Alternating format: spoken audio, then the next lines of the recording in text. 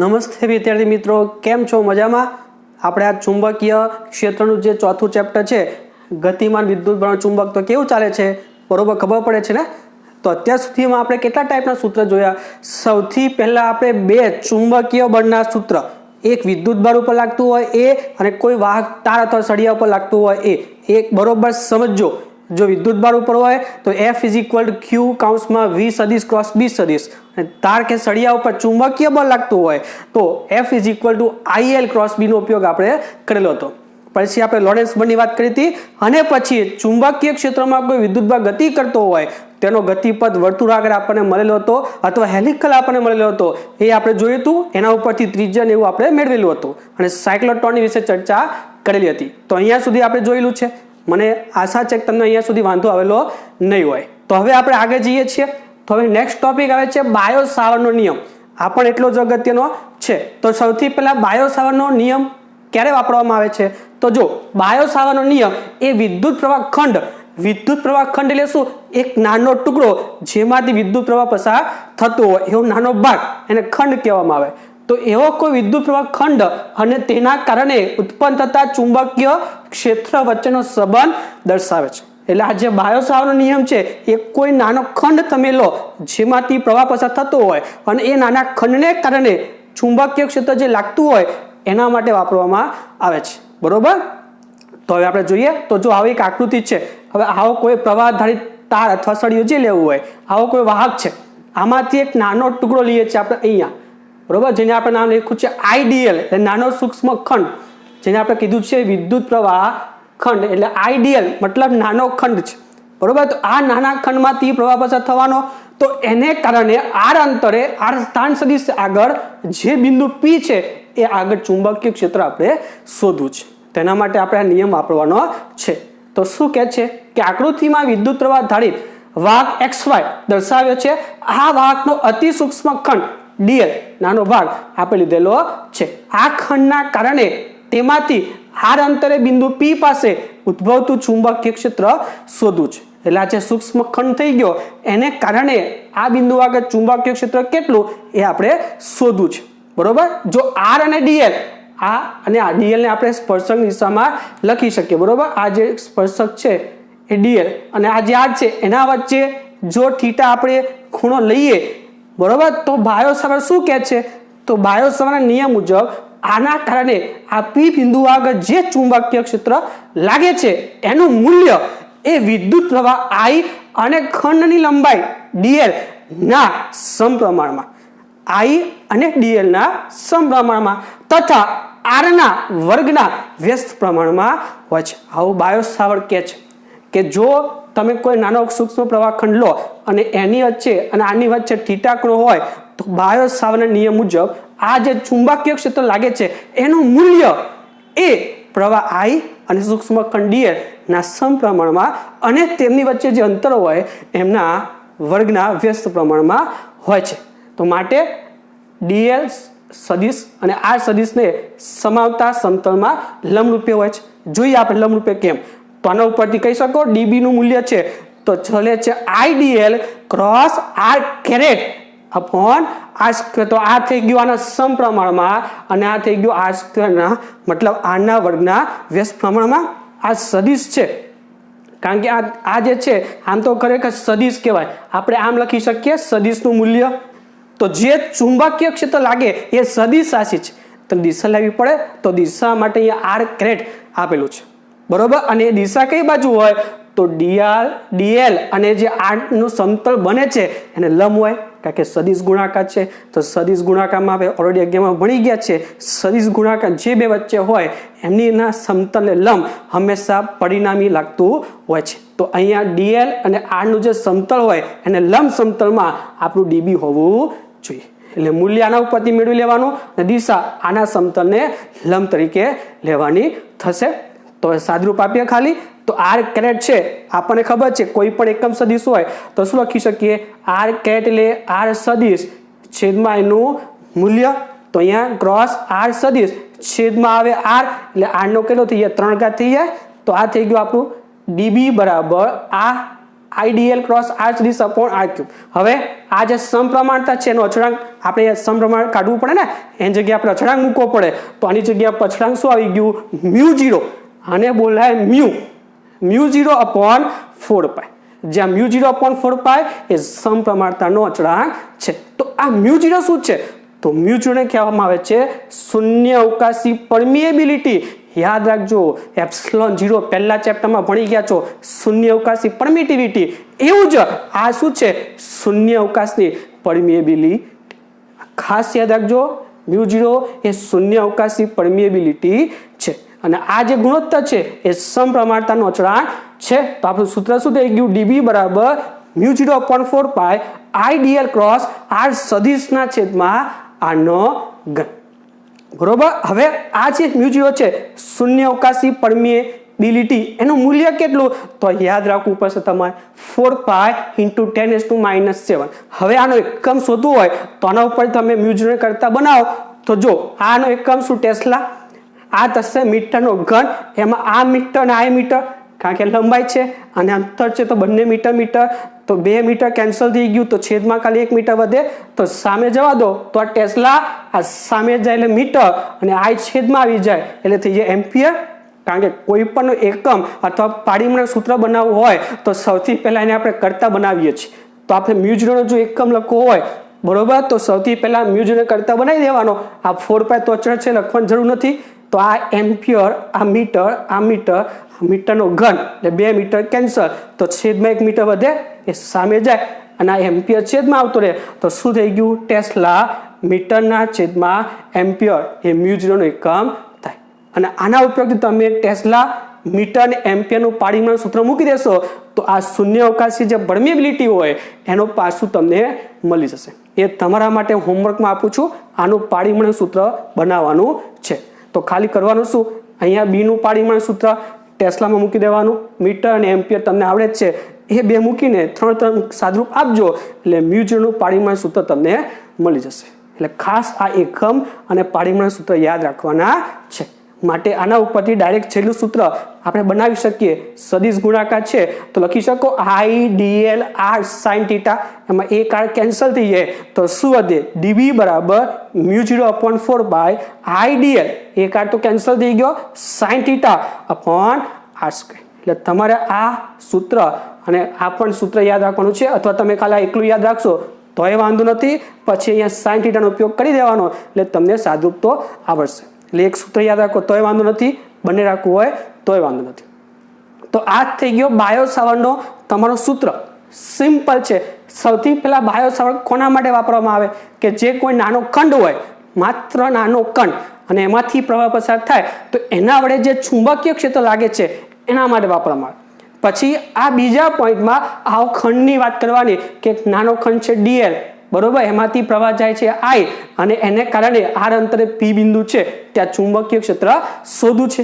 જો આ થીટા ખૂણો લઈએ આપણે તો બાયો સાવર્ટ નિયમ મુજબ આના વડે જે ચુંબકીય ક્ષેત્ર લાગે એનું મૂલ્ય I અને dl ના સમપ્રમાણમાં, ગુણાકારના સમપ્રમાણમાં અને r ના વર્ગના વ્યસ્ત પ્રમાણમાં હોય. સાદરૂપ તમે આપો એટલે તમને આ મળી જશે.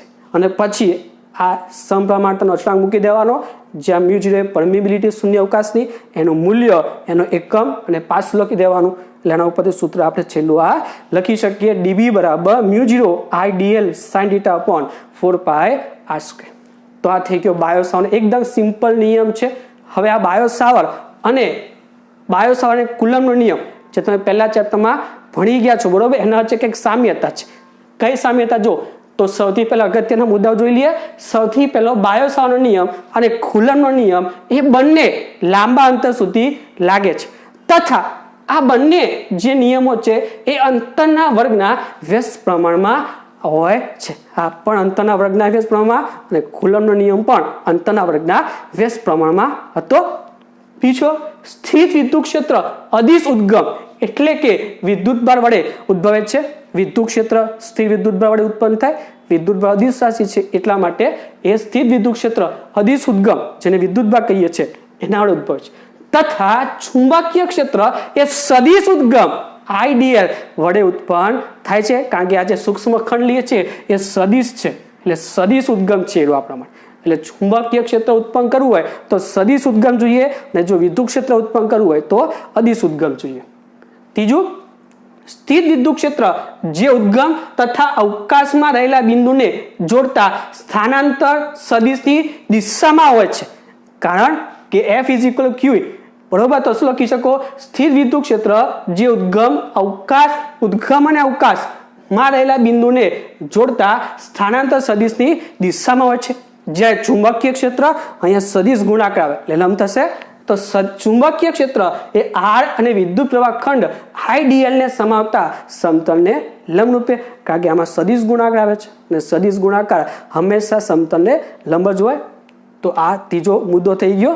પછી ચોથો મુદ્દો, બાયો સાવરનો નિયમ કોઈ થીટા હોય એના ઉપર આધારિત છે, કારણ કે એમાં શું આવે છે? છેલ્લે sin થીટા આવે છે.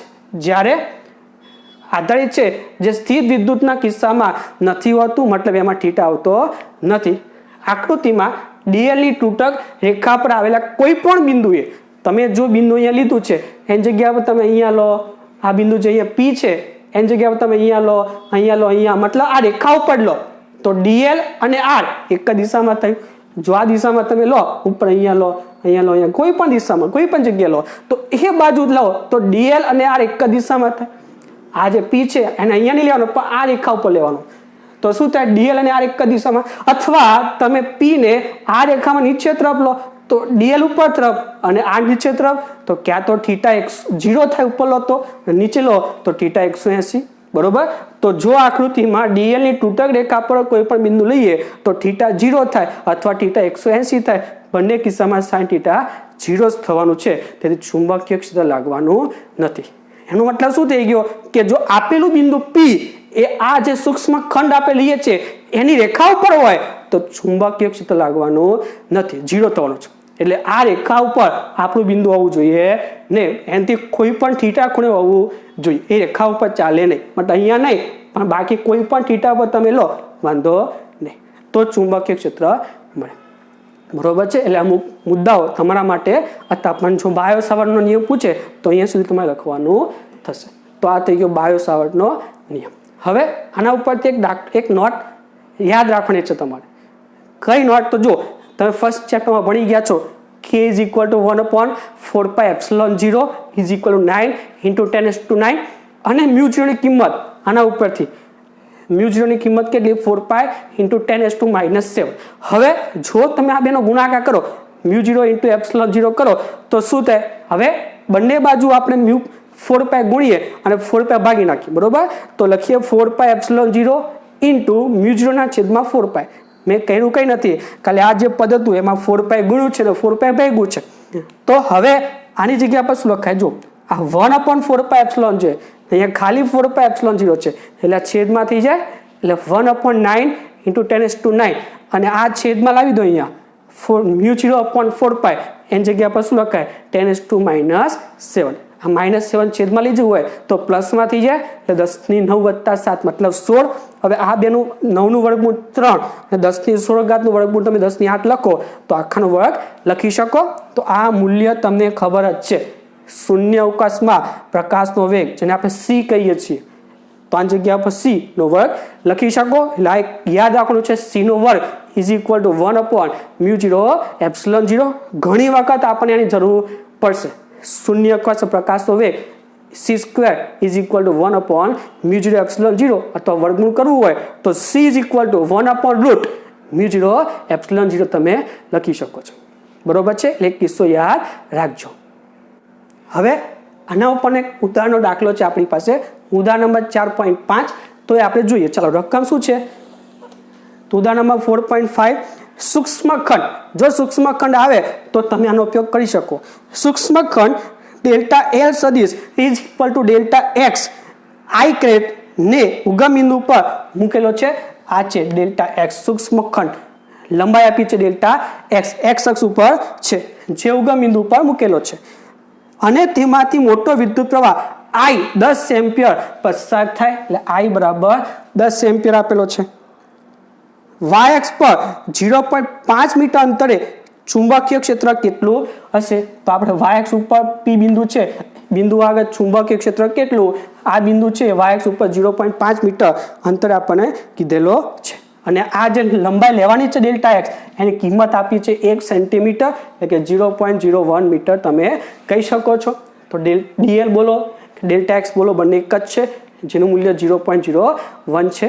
તો આપણને ખબર પડી કે સૂક્ષ્મખંડ છે તો બાયોસાવર્ટનો નિયમ તમે લઈ શકો. આ સૂત્ર μ0/4π IDL sin θ upon 4π r square, જ્યાં તમને ખબર છે કે થીટા એ આર અને ડીએલ વચ્ચેનો ખૂણો છે. તો ડીએલ આપણું એક્સ અક્ષ ઉપર કીધું છે અને આર આપણું વાય અક્ષમાં છે. તો એક્સ અને વાય વચ્ચેનો થીટા કેટલો થાય 90. તો થીટાની જગ્યાએ 90 મૂકી દેવાનું. ડીએલ આપેલું છે, આઈ આપેલું છે, આર આપેલું છે.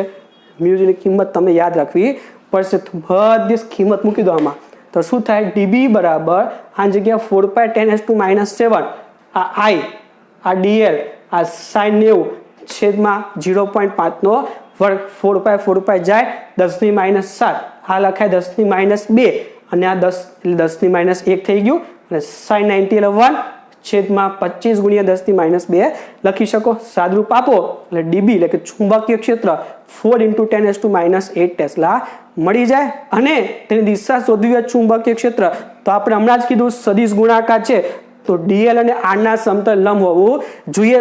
ડીએલ છે એક્સ અક્ષ ઉપર અને આર છે વાય અક્ષ ઉપર. તો એક્સ અને વાય બંને લંબ હોય એવું સમતલ ઉપર હોય તો એક્સ ને વાય બંને લંબ હોય એવી અક્ષ થઈ ગઈ ઝેડ અક્ષ થઈ આપણી બરોબર. તો આપણું ચુંબકીય ક્ષેત્ર ઝેડ અક્ષમાં હોવું જોઈએ. તો પ્લસ ઝેડ દિશામાં છે તો પ્લસ કેવી રીતે મળે તો એના માટે સદિશ ગુણાકારનો ઉપયોગ કરી લેવાનો કે ભાઈ ડીએલ ક્રોસ આર બરોબર. ડીએલ ક્રોસ આર તો ડીએલ એટલે ડેલ્ટા એક્સ આઈ ક્રેટ ક્રોસ આર એટલે વાય જે ક્રેટ. વાય લખો કે આ લખો ચાલે બરોબર. આપણે એને આ લખીએ છીએ તો આ લખો, વાય લખો તો વાય લખો, જે લખો તમે લખી શકો અહીંયા બરોબર. તો અહીંયા આર લખીએ કારણ કે આપણે ઓલરેડી આર લીધેલું છે તો અહીંયા આપણે આર જ લઈએ આર ઇન્ટુ જે ક્રેટ. તો આઈ ક્રોસ જે એટલે શું થઈ જાય આર ડેલ્ટા એક્સ ઇન્ટુ કે ક્રેટ. પ્લસમાં જવાબ આવ્યો એટલે ચુંબકીય ક્ષેત્ર કઈ બાજુ થઈ ગયું પ્લસ ઝેડ દિશામાં થઈ ગયું. એટલે મિત્રો જ્યારે પણ નાનો ખંડ કોઈ પણ સૂક્ષ્મ ખંડ કીધો હોય અને તમારે જો ચુંબકીય ક્ષેત્ર લેવું હોય તો આ સૂત્ર તમે લઈ શકો છો બાયો સાવર્ટનું બરોબર. હવે આગળ જઈએ ને પહેલા આટલું તમે લખી લો પહેલા. ચાલો મિત્રો હવે આપણે આગળ જઈએ. તો નેક્સ્ટ જો બહુ જ અગત્યની થિયરી છે, મોસ્ટ આઈએમપી થિયરી છે. થિયરી પરીક્ષા માટે પણ અને કોન્સેપ્ચ્યુઅલ દાખલા માટે પણ બહુ જ અગત્યની થિયરી છે. તો નામ શું છે થિયરીનું કે ભાઈ વિદ્યુત પ્રવાહ આધારિત વર્તુળાકાર પ્રવાહ ગાળો જેને આપણે રિંગ પણ કહી શકીએ એની અક્ષ ઉપર ચુંબકીય ક્ષેત્ર મતલબ જો કોઈ વર્તુળાકાર આપણે ગાળો લઈએ એની અક્ષ ઉપર કોઈ બિંદુ હોય એ બિંદુ આગળ ચુંબકીય ક્ષેત્ર કેટલું એ આપણે શોધવાનું છે. તો આપણે જો વર્તુળાકાર ગાળો લીધેલો છે અથવા રિંગ પણ તમે કહી શકો.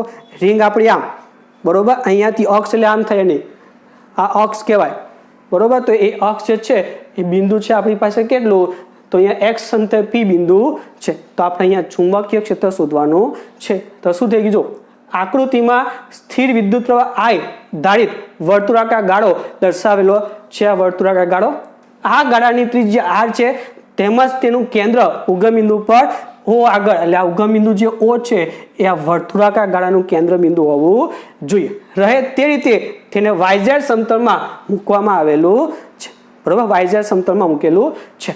હવે આપણે અક્ષ ઉપર બિંદુ લઈએ ચાલો. તો ઉગમ બિંદુ ઓ થી એક્સ અંતરે આવેલા પી બિંદુ આગળ ચુંબકીય ક્ષેત્ર શોધવા માટે ગાળાનો વાહકખંડ ડીએલ ધારીએ. હવે આપણે કરશું શું આખો વાહક જે ગાળો છે એને એકદમ સૂક્ષ્મ ખંડોમાં આ એક ખંડ થઈ ગયો આપણા માટે આ બીજા ખંડ એમ આખા રિંગને આપણે સૂક્ષ્મ ખંડોમાં વેચી લેશું. પછી આ દરેક સૂક્ષ્મ ખંડો વડે ચુંબકીય ક્ષેત્ર આપણે શોધી લઈએ અને પછી તેમનો કરી નાખીએ સરવાળો. હવે મિત્રો યાદ રાખજો ફિઝિક્સમાં જ્યારે પણ નાના નાના ભાગ કરવામાં આવે અને એ બધા જ ભાગોનો સરવાળો કરવામાં આવે તો એને ફિઝિક્સની ભાષામાં કહેવાય સંકલન. જ્યારે કોઈ પણ ભાગના તમે કટકા કરો અને સૂક્ષ્મ ભાગોનો સરવાળો તમે કરવા જાઓ તો એને ફિઝિક્સની ભાષામાં કહેવામાં આવે સંકલન. તો આપણે એ જ કરવાનું છે. આપણે કોઈ એક ભાગ માટે આપણે શોધી લઈએ પહેલા અને પછી આ દરેક ભાગો છેક અહીંયાથી ચાલુ કરીને આ બધા જ ગાળા જેટલા હોય બધા ગાળા શું કરવાનું છે આપણે સરવાળો, જેને આપણે સંકલન કહીએ છીએ, એ પછી કરીએ. પહેલા એક કટકા માટે તો શોધીએ, પછી આપણે આગળ વધીએ. બરોબર? તો શું કહે છે કે ઉગમ બિંદુ O થી x અંતરે આવેલા બિંદુ P આગળ ચુંબકીય ક્ષેત્ર શોધવા માટે ગાળાનો વાહક ખંડ dl આપણે ધાર લઈએ, આ નાનો ખંડ આપણે ધારેલો છે, તથા dl ના કારણે ઉદ્ભવતા ચુંબકીય ક્ષેત્ર dB નું મૂલ્ય બાયો સાવર્ટના નિયમ મુજબ, કારણ કે આપણે સૂક્ષ્મ ખંડ ધાર્યો છે, જો સૂક્ષ્મ ખંડ તમે લઈ લો તો બાયો સાવર્ટનો નિયમ તમે લઈ શકો. અહીંયા તો બાયો સાવર્ટના નિયમ મુજબ જે ચુંબકીય ક્ષેત્ર છે એનું મૂલ્ય શું લખાય, તો dB બરાબર μ0/4 પાઈ I માનાંકમાં dl ક્રોસ r સદિશ છેદમાં r નો ઘન, તો μ0/4 પાઈ એમ ના એમ. હવે આની જગ્યાએ લખી શકીએ I dl r સદિશ sin θ છેદમાં r નો ઘન. બરોબર? એક r તો કેન્સલ થઈ જાય, તો શું થઈ ગયું I dl r, એક r કેન્સલ થઈ ગયો, તો dB બરાબર શું વધ્યું μ0 I dl/4 pi r square. અહીંયા 4 પાઈ લખવા નહીં ગયું. બરોબર? μ0/4 પાઈ એમ ના એમ, આ I એક r કેન્સલ, dl sin 90 એટલે 1 છેદમાં 4 પાઈ r સ્ક્વેર. હવે આ 90 કેતા થાય dl, જોજો ખાસ તમારી રિંગ આમ છે. બરોબર? રિંગ આમ છે, dl આ બાજુ છે અને r આપણે આમ લઈએ છીએ, તો તમે કોઈ રિંગ હોય ત્યાંથી તમે આમ રેખા દોરશો ને એ હંમેશા 90 નો ખૂણો બનાવશે. બરોબર? તમે દોરજો ખ્યાલ આવશે. રિંગ હોય ત્યાંથી તમે આ લેશો ને તો dl અને r વચ્ચે 90 નો ખૂણો બનશે, તો sin 90 બરાબર 1 થઈ જાય. એટલે આપણી પાસે dB આ થઈ ગયું μ0 I dl છેદમાં 4 પાઈ r સ્ક્વેર. હવે આ તો મૂલ્ય થયું. હવે એની દિશા, તો દિશા માટે આ સદિશ ગુણાકાર છે, તો સદિશ ગુણાકાર માટે જમણા હાથનો નિયમ લઈએ. તો સૌથી પહેલા dl ઉપર હાથ રાખવાનો, પહેલા ઉપર, અને r ઉપર આંગળી ફેરવો. તો આ dl ઉપર હાથ અને r આ બાજુ છે, આ બાજુ લઈ જાવ r, તો અંગૂઠો મારો આ બાજુ ગયો, એ મારા સદિશની દિશા થઈ. તો આ બાજુ અંગૂઠો મતલબ ચુંબકીય ક્ષેત્રની દિશા આ બાજુ થાય. ફરીથી dl ઉપર હાથ અને r ઉપર આંગળી ફેરવો, તો અંગૂઠો મારો આ બાજુ જાય, તો આ મારા ચુંબકીય ક્ષેત્રની દિશા થઈ. તો તમે જો અહીંયા થીટા ખૂણો ધારો, બરોબર, તો આ 90, તો 90 માઇનસ થીટા, આ 90, આ 90 માઇનસ થીટા, તો આ થશે તમારો થીટા. તો ચુંબકીય ક્ષેત્રના બે ઘટક થયા, એક dB cos θ અને બીજો dB sin θ. એટલે આ ચુંબકીય ક્ષેત્ર જે છે એની દિશા dl અને r વડે રચાતા સમતલને લંબ થશે. આ જે dB છે એ, બરોબર, એના પછી બે ઘટકો લખ્યા. એટલે પહેલા ભાગમાં ખાલી આકૃતિની વાત થઈ, બીજા ભાગમાં બાયો સાવર્ટનો નિયમ લીધેલો છે. હવે ત્રીજો ભાગ ખાસ જોજો, આ ઘટકોની ચર્ચા આપણે કરવાની છે. તો શું કહે છે, dB ના બે ઘટકો, એમાં પહેલો x અક્ષને સમાંતર ઘટક dB cos θ અને બીજો x અક્ષને લંબ ઘટક dB sin θ થશે. હવે આકૃતિ ઉપરથી સ્પષ્ટ છે કે જ્યારે સમગ્ર વર્તુળાકાર ભાગ વડે આપણે મળતા ચુંબકીય ક્ષેત્રોનો સરવાળો કરશું, સદિશોનો સરવાળો કરશું આપણે, ત્યારે dB sin θ ના ઘટકો પરસ્પર વિરુદ્ધ દિશામાં હોવાથી એકબીજાની અસર નાબૂદ કરે. કઈ રીતે? ચાલો જોઈએ. તો સૌથી પહેલા ખાલી આ અડધાનું વિચારો. તો આ અડધા ઉપરનો જે ભાગ છે એના માટે ચુંબકીય ક્ષેત્ર આ બાજુ મળે, એના બે ઘટકો લખી દઈએ. હવે એવો નીચેનો ભાગ, તો તમારો dl તમે અહીંયા લેશો, તો અહીંયાથી તમે જો આ લેશો, બરોબર, તો dB તમને આ બાજુ મળશે. તો એનો પણ બે ઘટક, એક આવશે આ બાજુ cos ઘટક અને બીજો આવશે નીચે sin ઘટક dB sin θ. આ બાજુ આવશે dB cos θ. બરોબર? એમાં જે sin ઘટક છે એ એકબીજાને અસર શું કરી નાખશે, કેન્સલ.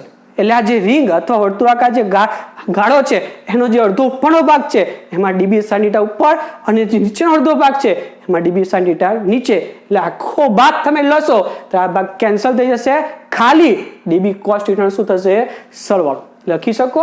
અને dB cos θ ના ઘટકો એક જ દિશામાં હોવાથી તેમનો સરવાળો થશે. એટલે ખાસ આ ત્રીજો ભાગ યાદ રાખજો.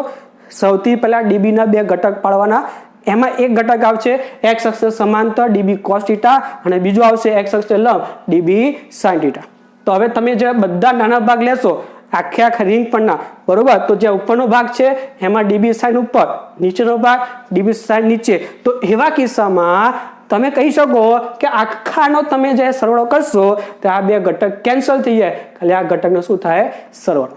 બરોબર? એટલે કહી શકો કે આકૃતિ ઉપરથી સ્પષ્ટ છે કે જ્યારે સમગ્ર વર્તુળાકાર ભાગ વડે મળતા ચુંબકીય ક્ષેત્રનો સદિશોનો સરવાળો તમે કરો ત્યારે ડીબી શ્રેણીના ઘટકો પરસ્પર વિરુદ્ધ દિશામાં હોવાથી એકબીજાની અસર નાબૂદ કરશે અને ડીબી કોસ થીટા ઘટકો એક જ દિશામાં હોવાથી તેમનો સરવાળો થશે માટે dbx is equal to dB cos theta ખાલી x ઘટક આપણને મળશે સરવાળો પછી કરીએ પહેલા એક ઘટકનો x તો લખીએ આપણે પછી તેમનો સરવાળો આપણે કરશું તો પહેલા એક ખંડ માટે dbx લખીએ is equal to dB cos theta dB ની કિંમત બેઠે બેઠી લઈ લેવાની μ0 IDL upon 4 pi r square into cos theta હવે આટલું ઉપરથી cos theta લખવું હોય તો પાછળની બાજુના છેદમાં કર્ણ તો પાછળની બાજુ r અને છેદમાં કર્ણ એટલે સ્મોલ r તો શું થઈ ગયું μ0 IR dl ના છેદમાં 4 pi r નો ઘન બરોબર હવે આ એક નાના ભાગ વડે આ જે નાનો ભાગ લીધો તો એના વડે ચુંબકીય ક્ષેત્ર આપણે લખો હવે આ દરેક નાના ભાગનો સરવાળો આપણે કરીએ એટલે આપણે ટોટલ ચુંબકીય ક્ષેત્ર જે આપણે શોધવું છે એ આપણને મળી જાય તો આવા નાના ભાગોના સરવાળાને આપણે કહીએ છીએ સંકલન તો P બિંદુ પાસે ચુંબકીય ક્ષેત્ર B is equal to integration dbx અહીંયાથી ચાલુ કરવાના આખા લંબાઈના તમે ટુકડા કરવાના છે બરોબર તો શું થયું ઇન્ટિગ્રેશન dbx આમાં જે dl છે મતલબ આપણે l નું સંકલન કરવાનું છે તો આમાં l નથી કે તો એ બધું અચળ પદ કહેવાય તો અચળ પદ બધું બહાર લઈ લો તો μ0 IR upon 4 pi r cube અંદર વધે ખાલી dl તો આવા દરેક dl નો તમે કરો સરવાળો તો શું બની જાય તો આવા દરેક dl નો તમે સરવાળો કરશો તો પરિઘ બની જશે આ દરેક dl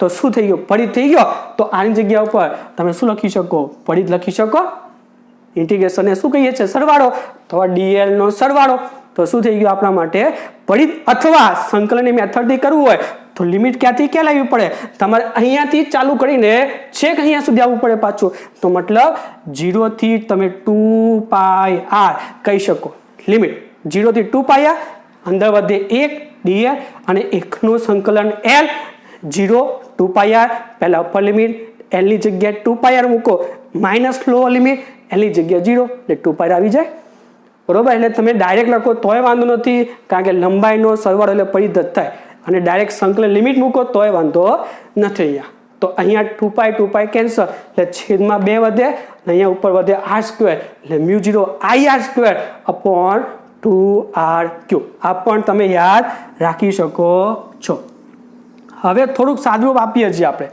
બરોબર જો આકૃતિ ઉપરથી આ પાયથાગોરસ થાય તો શું લખાય r square is equal to r square plus x square લખી શકો સ્મોલ r સ્ક્વેર બરાબર capital r square plus x square આ વર્ગ સામે જાય તો વર્ગમૂળ થઈ જાય હવે આપણે અહીંયા 3 ઘાત જોઈએ છે તો અહીંયા ને અહીંયા બંને બાજુ 3 ઘાત આપી દો તો r નો ઘન એની જગ્યા પર શું લખો r square plus x square ની હાફ ઘાત તો છે એની 3 ઘાત આવું થાય ને r square plus x square આ હાફ તો છે અને એની 3 ઘાત થાય બંને બાજુ 3 ઘાત આપી તો અહીંયા ઘાત કેટલી થઈ જાય 3/2 થઈ જાય તો છેદમાં વધે 2 r નો ઘન r square plus x square raise to 3/2 એટલે આની જગ્યાએ આપણે શું કિંમત મૂકીએ આ કિંમત મૂકેલી છે એટલે આ આપણું સૂત્ર મોસ્ટ IMP સૂત્ર બરોબર પણ આમાં થોડુંક એડ કરીએ આપણે અહીંયા આપણે રિંગ છે ખાલી એક જ સિંગલ રિંગ લીધી છે પણ જો આપણી પાસે ઘણી બધી રીંગો હોય તો મતલબ આને કહેવાય એક આંટો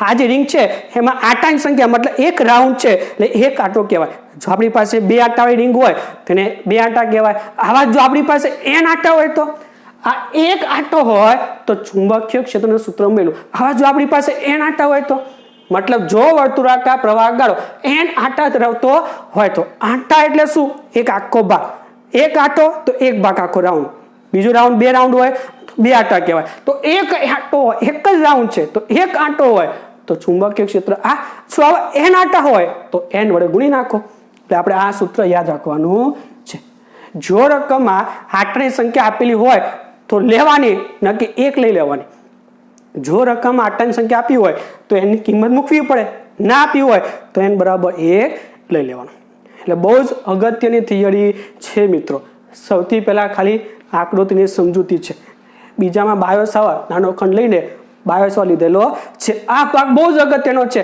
આ નાના ભાગના 2 ઘટકોની ચર્ચા કરી છે સાથે સાથે આવા બીજા ઘટકો તમે લો તો આ 2 ઘટક કેન્સલ થઈ જાય અને આ ઘટક ખાલી વધે એની પણ ચર્ચા કરેલી છે પછી એક નાનો ભાગ હોય એનું ચુંબકીય ક્ષેત્ર લખી દેવાનું અને પછી એનો નાખવાનો સરવાળો, જેને આપણે સંકલન કહીએ છીએ. એટલે આખી રિંગ વડે ચુંબકીય ક્ષેત્ર તમને મળી જાય. અને n આટા હોય તો n વડે ગુણી દેવાનું. બરોબર, બરોબર સમજીને આ સૂત્ર યાદ રાખજો અને બરોબર થિયરી તમે હવે લખી લો. પછી આગળ આપણે જઈએ. ચાલો હવે આપણે આગળ જઈએ. બરોબર, તો જોજો. હા, હવે આ જે ચુંબકીય ક્ષેત્ર મળ્યું છે એની દિશા કેવી રીતે શોધવી એ બરોબર સમજજો, કારણ કે હવે પછી દાખલા જ્યારે નેક્સ્ટ ટાઈમ ગણશું એમાં એનો ઉપયોગ આપણે બહુ જ કરવાના છીએ. એટલે સમજજો બરોબર. એના પહેલા એના અમુક કિસ્સા છે, જોઈ લે. ચાલો, તો સૌથી પહેલો કિસ્સો શું છે? જો બિંદુ P વર્તુળાકાર ગાળાના કેન્દ્ર પર હોય, એટલે આપણે જે રિંગ હતી એ રિંગથી આપણે જે x અંતર લીધું હતું એની જગ્યા પર કેન્દ્ર આગળ લાવી દો. તો જો કેન્દ્ર આગળ લાવી દો તો x 0 થઈ જાય. તો x = 0. બરોબર, રિંગ હતી, આવી રિંગ હતી, એનાથી આપણે બિંદુ ક્યાં લીધું હતું? x અંતરે. આની જગ્યા પર વર્તુળના કેન્દ્ર ઉપર આવી જાય તો બિંદુ, તો x = 0 થઈ જાય. તો x = 0 તમે લઈ લો તો છેદમાં જે r² પ્લસ x² આખાની 3/2 હતી એમાં x = 0 લઈ લો તો છેદમાં વધશે કેટલું ખબર? છેદમાં વધશે આવું ખાલી r² આખાની 3/2. એમાં 2 તો કેન્સલ થઈ જાય તો છેદમાં ખાલી કેટલી વધે? r³ વધશે. એટલે આ μ0I n²/2r³ જોવું છે તો જો અહીંયા x ની જગ્યાએ 0 મૂકી દો તો આ 0 તો વધે કેટલું? r² 3/2. તો આ 2 કેન્સલ તો છેદમાં વધે r3 તો વધશે શું ઉપર? ખાલી આવું આવી જશે. જો μ0I n²/2r³. r² કેન્સલ તો આ સૂત્ર થઈ ગયું μ0ni/2r. જો બિંદુ વર્તુળના કેન્દ્ર ઉપર હોય તો બહુ જ અગત્યનું સૂત્ર છે અને મોટા ભાગના દાખલામાં આનો ઉપયોગ આપણે કરવાના છીએ. આ અક્ષ ઉપર જે સૂત્ર હતું જે આગળનું આપણે જોયું હતું અક્ષ ઉપર વાળું, બરોબર, આનો ઉપયોગ આપણે ઓછો કરશું, પણ સૌથી વધારે ઉપયોગ કયો કરશું આપણે? આનો. જો બિંદુ વર્તુળના કેન્દ્ર ઉપર દેખાય, વર્તુળના કેન્દ્ર ઉપર હોય અને જો આપણે ચુંબકીય ક્ષેત્ર કીધું હોય તો આનો ઉપયોગ કરવાનો છે. જે r એટલે ત્રિજ્યા છે એવું યાદ રાખજો. આ સૂત્રમાં r શું છે? ત્રિજ્યા, અને x શું છે? અંતર હતું. પછી જો આપણું બિંદુ P એ અક્ષ ઉપર અતિ દૂર આવેલું હોય, આપણે જે રિંગથી x અંતર હતું આ x બહુ જ દૂર હોય ત્રિજ્યાની સરખામણીમાં, બરોબર, અક્ષ ઉપર અતિ દૂર આવેલું હોય એટલે કે x > r. તો ત્રિજ્યાથી બહુ x દૂર છે તો આ ત્રિજ્યાને આપણે અવગણી શકીએ. તો r ને આપણે અવગણી નાખો તો છેદમાં જે આપણે સૂત્ર જોયું હતું એમાં છેદમાં શું હતું? જો અહીંયા આને આપણે હવે શું કરી શકીએ? અવગણી શકીએ. તો છેદમાં હવે x² આવશે અને એની 3/2. તો 2 કેન્સલ તો છેદમાં x². જો અવગણવાનું જે હોય ને એ હંમેશા સરવાળાને બાદબાકીમાં આવે, ગુણાકાર ભાગાકારમાં અવગણાય નહીં. એટલે આપણે આને અવગણી શકીએ નહીં, ખાલી અહીંયા જ ખાલી અવગણી શકીએ. તો ખાલી x3 વધે છેદમાં. તો સૂત્ર શું થઈ ગયું? μ0ni² છેદમાં 2x² 3/2. એટલે છેદમાં શું આવી ગયું? 2x². એટલે આ સૂત્ર યાદ રાખજો. 3 સૂત્ર છે. પહેલું, બિંદુ રિંગથી અક્ષ ઉપર x અંતર હોય એ જે આપણે આગળ જોયું. બીજું, બિંદુ કેન્દ્ર આગળ હોય તો આ સૂત્ર. અને ત્રીજું, જો બિંદુ બહુ દૂર આવેલું હોય તો આ સૂત્ર તમારે યાદ રાખવાના છે. મિત્રો હજી કહું છું, આ થિયરીના જે સૂત્ર છે બહુ જ એટલે બહુ જ અગત્યના છે. એટલે આખી થિયરી બરોબર 2-3 વખત લખજો અને જે સૂત્ર છે એ ક્યારે લેવા એ પણ સમજજો. અને જે આપણે આગળ બ્લેન્ક પેજ લખાવેલું હતું, તમે મેં કીધેલું હતું કે ચેપ્ટર શરૂ થાય ત્યારે 2 પેજ છોડી દેવા, તો એ પેજમાં લખવાનું કે રિંગથી અક્ષ ઉપર, રિંગ ઉપર કેન્દ્ર ઉપર, રિંગથી બહુ દૂર આવેલું હોય, 3 સૂત્ર યાદ રાખવાના છે. તો આ થઈ ગયા ખાસ કિસ્સા એના, બરોબર. તો અહીંયા થિયરી તમારી પૂરી થાય છે. હવે આ જે ચુંબકીય ક્ષેત્ર આપણે બોલીએ છીએ એની દિશા આપણે શોધવાની છે, કારણ કે હવે જે દાખલા ગણશું ને એમાં કોન્સેપ્ટ બહુ જ કામનો છે, બરોબર, ચોપડીમાં નથી, પણ આ તમારા માટે એક્સ્ટ્રા બનાવેલું છે જેથી તમે દાખલા એકદમ સરળતાથી સમજી શકો. તો જો સૌથી પહેલા ચુંબકીય ક્ષેત્ર અથવા ચુંબકીય ક્ષેત્ર રેખાઓ તમને ખબર જ છે, કારણ કે વિદ્યુત ક્ષેત્રમાં તમે ભણી ગયા છો કે વિદ્યુત ક્ષેત્ર કઈ બાજુ છે એ દર્શાવવા માટે જે રેખાઓ આપણે વાપરીએ છીએ એને કહેવાય છે વિદ્યુત ક્ષેત્ર રેખાઓ. એવું જ અહીંયા ચુંબકીય ક્ષેત્ર કઈ બાજુ લાગે એ સમજવા માટે જે રેખાઓ દોરીએ છીએ એને કહેવાય છે ચુંબકીય ક્ષેત્ર રેખાઓ. તો ચુંબકીય ક્ષેત્ર અથવા ચુંબકીય ક્ષેત્ર રેખાઓ માટે જમણા હાથના અંગૂઠાનો નિયમ આપણે લેવાનો છે. જો જોવા જે આપણે જમણા હાથનો નિયમ જોઈએ હતા સદિશમાં, એ ચુંબકીય બળની દિશા લેવા માટે F = ILB, IL × B અથવા F = QV × B, એમાં આપણે જમણા હાથનો નિયમ લીધો હતો. યાદ છે? જમણા હાથનો નિયમ. અહીંયા જમણા હાથના અંગૂઠાનો નિયમ છે. અને આ કોના માટે? ચુંબકીય ક્ષેત્રની દિશા માટે, નહીં કે ચુંબકીય બળ. એટલે આ બે અલગ અલગ છે. જો ચુંબકીય બળ આવે તો જમણા હાથનો નિયમ, અને ચુંબકીય ક્ષેત્ર આવે તો અંગૂઠાનો નિયમ લેવાનો થશે. મિત્રો ખાસ યાદ રાખજો, અને બને તો પેલા બ્લેન્ક પેજમાં લખી દેજો કે ચુંબકીય બળની દિશા લેવી હોય તો પેલું સૂત્ર QV × B અથવા IL × B વાળા સૂત્રમાં તો F નું દિશા શોધવા માટે જમણા હાથનો નિયમ લેવાનો, અને ચુંબકીય ક્ષેત્રની દિશા લેવી હોય તો અંગૂઠા નિયમ જે આપણે ભણીએ છીએ હવે એ લેવાનો થશે. લખી દેજો તમે, બરોબર? તો સૌથી પહેલા આપણે સિદ્ધ પ્રવાહધારિત વાહક હોય, કોઈ વાહક સળિયો કે તાર સિદ્ધ જ હોય વળાંક વગરનો, તો એવો કોઈ ધારિત વાહક હોય તો એમાં સૌથી પહેલા અંગૂઠો કઈ બાજુ રાખવાનો? તો પ્રવાહ જે બાજુ હોય એની દિશામાં, પ્રવાહની દિશામાં. પછી આંગળીઓનો અંગૂઠો, તો અંગૂઠો પ્રવાહની દિશામાં. જે આંગળીઓ, આ જે આંગળી છે એ આપણા તાર ઉપર વીંટળાય તો આંગળીઓ ચુંબકીય ક્ષેત્ર રેખાઓની દિશા બતાવે. એટલે પહેલા અંગૂઠો બતાવવાનો, પછી આ જે આંગળીઓ છે એ તાને વીંટાળ દેવાની આમ આખી, અને જે બાજુ આપણી આંગળી વળે એ શું બતાવે? ચુંબકીય ક્ષેત્ર રેખાઓની દિશા. જોઈએ જો પહેલો કિસ્સો, તો આપણે પ્રવાહ આપ્યો છે ઊભો, આ જે પ્રવાહ છે I, બરોબર? આ જે બતાવ્યું છે એ પ્રવાહ દર્શાવેલો છે. તો પ્રવાહ બાજુ આપણે અંગૂઠો મૂકી દો. હવે આ જે આંગળીઓ હોય એને તાને વીંટાળ દેવાની. તો વીંટાળવા માટે આપણે આખી આમ, તો શું થઈ ગયું? આમ જે મેં આ દોરી આકૃતિ એમાં શું બતાવે? ચુંબકીય ક્ષેત્ર રેખાઓની દિશા. તો અંગૂઠો પ્રવાહ બાજુ અને આપણી જે રેખાઓ છે એ આપણી આંગળીઓ બતાવે છે. તો આંગળી આપણે એન્ટી ક્લોકવાઇઝ ફેરવી તો ચુંબકીય ક્ષેત્ર રેખાઓ કઈ બાજુ થઈ? એન્ટી ક્લોકવાઇઝ થાય. એવું જ જો પ્રવાહ નીચે તરફ હોય તો પ્રવાહ નીચે તરફ, તો અંગૂઠો નીચે તરફ. તો હવે આને વીંટાળી દઈએ તો આંગળી આપણે ક્લોકવાઇઝ ફેરવી, આમ એટલે ક્લોકવાઇઝ થઈ, અને આમ એટલે એન્ટી ક્લોકવાઇઝ કહેવાય. તો આપણે આમ ફેરવીએ છીએ, જો અંગૂઠો અને આ આંગળીઓ, તો ક્લોકવાઇઝ દિશામાં આપણે ફેરવીએ છીએ. તો ચુંબકીય ક્ષેત્ર રેખાઓ કઈ બાજુ થઈ? ક્લોકવાઇઝ દિશામાં થઈ. એટલે આ બાજુ તો એન્ટી ક્લોકવાઇઝ, આ બાજુ તો ક્લોકવાઇઝ. ખાસ યાદ રાખજો, બહુ ઇઝી છે. પછી બીજું, જો આપણો તાર છે એ પુસ્તકના પાનને લંબ હોય તો મતલબ પ્રવાહ આમ જતો હોય, આ જે આપણે દોર્યું ને એ આપણે પ્રવાહ આમ પુસ્તકના પાન ઉપર, બરોબર? જ્યારે આ આમ અંદર જતું હોય ત્યારે શું થશે? જોઈએ જો, તો પ્રવાહ આપણો બહાર તરફ આપ્યો છે, જો ટપકું છે, ટપકું એટલે બહાર તરફ, અને ચોકડી હોય તો અંદર તરફ. તો જો પ્રવાહ બહાર તરફ હોય મતલબ અંગૂઠો આ બાજુ, અને પછી આંગળી ફેરવવાની આપણે, તો આપણી આંગળી આમ ફરી, બરોબર? તો કેવું થઈ ગયું? Anti clockwise. અને જો પ્રવાહ અંદર તરફ હોય તો અંગૂઠો અંદર તરફ, અને આને ફેરવી આંગળીને, તો આ થઈ ગયું આપણું ક્લોકવાઇઝ. એટલે ચુંબકીય ક્ષેત્ર રેખાઓ એન્ટી ક્લોકવાઇઝ, આમાં ક્લોકવાઇઝ. એકદમ સિમ્પલ. જે બાજુ પ્રવાહ આપેલો હોય એ બાજુ અંગૂઠો મૂકી દેવાનું, બસ. પછી આને ફેરવવાનું તમારી રીતે. જે બાજુ આંગળી હોય એ આપણે ચુંબકીય ક્ષેત્ર રેખાઓની દિશા થઈ ગઈ. આ પહેલું.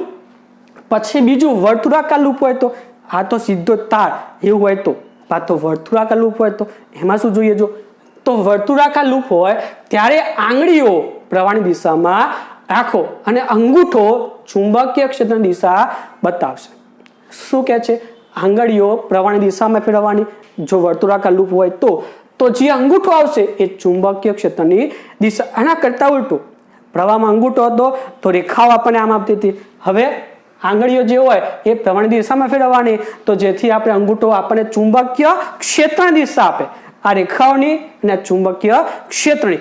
તો જો સૌથી પહેલો કેસ કે તાર પુસ્તકના પાનાની સમતળમાં હોય, મતલબ આ રીતે લંબ હોય તો આમ, સમતળ હોય તો આમ, તો આ સમતળમાં કીધું છે. તો સૌથી પહેલા આપણને પ્રવાહ રેખાઓ આપી છે, આમ જો પ્રવાહ, બરોબર? તો સૌથી પહેલા શું કીધું છે? આંગળીઓ પ્રવાહની દિશામાં રાખો. તો પ્રવાહમાં આપ્યો છે, આ પ્રવાહ છે, આ જે દિશા આપી છે પ્રવાહની છે એન્ટી ક્લોકવાઇઝ. તો આપણે પ્રવાહને આંગળી તરફ લઈ જઈએ, જે આંગળી હોય એ પ્રવાહની દિશામાં રાખો, તો અંગૂઠો આ બાજુ છે બહાર તરફ, તો આ થઈ ગયું આપણું ચુંબકીય ક્ષેત્ર બહાર તરફ. એવું જ જો પ્રવાહ ક્લોકવાઇઝ હોય, આ જો પ્રવાહ ક્લોકવાઇઝ હોય તો આપણી આંગળીઓ ક્યાં રાખવાની? પ્રવાહની દિશામાં. તો આપણે ક્લોકવાઇઝ તો અંગૂઠો થયો અંદર તરફ એટલે ચુંબકીય ક્ષેત્ર અહીંયા અંદર તરફ ચુંબકીય ક્ષેત્ર અંદર તરફ થાય એટલે આ બહાર તરફ અને આ થઈ ગયું અંદર તરફ. એવું જ કેસ 2 જો તાર પુસ્તકના પાનાને લંબ સમતલમાં હોય તો બરોબર. તો રિંગ હવે આમ થશે અને આપણે આમથી જોવાનું, રિંગ આમ અને આપણે હવે આમથી જોવાનું છે કારણ કે પુસ્તકના પાને લંબેલા આમ હશે. તો જો ક્લોકવાઇઝ પ્રવાહ જતો હોય બરોબર અને સામેથી આપણે ક્લોક સામે લાગવું જોઈએ ક્લોકવાઇઝ, આમ રિંગ હોય અને સામેથી આપણે ક્લોકવાઇઝ દેખાતો હોય તો ચુંબકીય ક્ષેત્ર આપણી તરફ થશે. અને સામેથી જોઈએ, આપણે જોઈએ છે અહીંયાથી ઓબ્ઝર્વ આપણે જોવાનું, રિંગ છે આપણે સામેથી જોઈએ છે લંબ રૂપે અને જો એન્ટી ક્લોકવાઇઝ પ્રવાહ દેખાય આપણને તો ચુંબકીય ક્ષેત્ર આપણાથી દૂર, ક્લોકવાઇઝ તો આપણા તરફ, એન્ટી ક્લોકવાઇઝ તો આપણાથી દૂર થશે બરોબર. મોટા ભાગે આની જરૂર વધારે પડશે આપણને બરોબર છે. તો આ બે કેસ આપણે જોયા, સીધા તાર અને વર્તુળાકાર તાર હોય તો. હવે બીજો એક આવે છે નિયમ છે આજ પણ આના જેવું બીજું નામ છે, કહેવાય છે પ્રવાહ આધારિત સીધા તાર વડે ચુંબકીય ક્ષેત્રની દિશા શોધવા માટેનો ફ્લેમિંગનો જમણા હાથનો નિયમ. ફ્લેમિંગ તમે ઘણી વખત વાંચ્યું હશે ચોપડીમાં, ફ્લેમિંગનો નિયમ. તો ફ્લેમિંગ આ જ નિયમ છે, ખાલી નામ આપવામાં એવું છે ફ્લેમિંગ. જો પહેલો કેસ કે તાર પુસ્તકના પાનાની સમતલમાં આ રીતે હોય બરોબર. તો જો પ્રવાહ આવી જાય છે તો આપણે જોયું આ પ્રવાહ તમે આમ ફેરવો બરોબર તો અહીંયાથી બહાર આવશે ને અહીંયાથી દાખલ થાય. તમે જો અહીંયાથી આંગળીઓ બહાર આમ ફરીને પાછી અંદર જશે તો આ બાજુ બહાર અને આ બાજુ અંદર.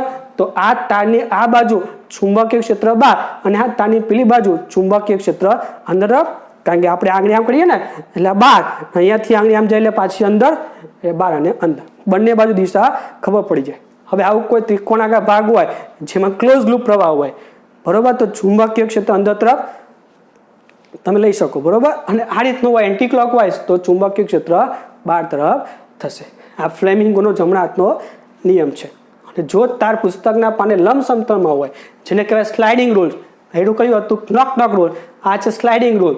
તો જો પ્રવાહ અંદર તરફ હોય, લંબ છે પુસ્તકને, બહાર તરફ છે ટપકું છે એટલે બહાર તરફ હોય તો ચુંબકીય ક્ષેત્ર ઉપર તરફ લાગશે અને જો અંદર તરફ પ્રવાહ હોય તો ચુંબકીય ક્ષેત્ર નીચે તરફ લાગશે. જો કે આનો ઉપયોગ એટલો બધો કરવો નથી, આપણે આથી જ વધારે કામ કરવાના છે. એટલે બરોબર આ દિશાઓ સમજો. જમણા હાથનો નિયમ, અંગૂઠા નિયમ. ફરીથી કહું, જમણા હાથનો નિયમ એ ચુંબકીય બળ માટે હતો અને અંગૂઠાનો નિયમ એ ચુંબકીય ક્ષેત્ર માટે છે. એટલે આના પછીના દાખલા ગણવામાં બહુ જ કામ લાગવાનું છે. એટલે સમજી વિચારીને બરોબર લખી લો. ચાલો હવે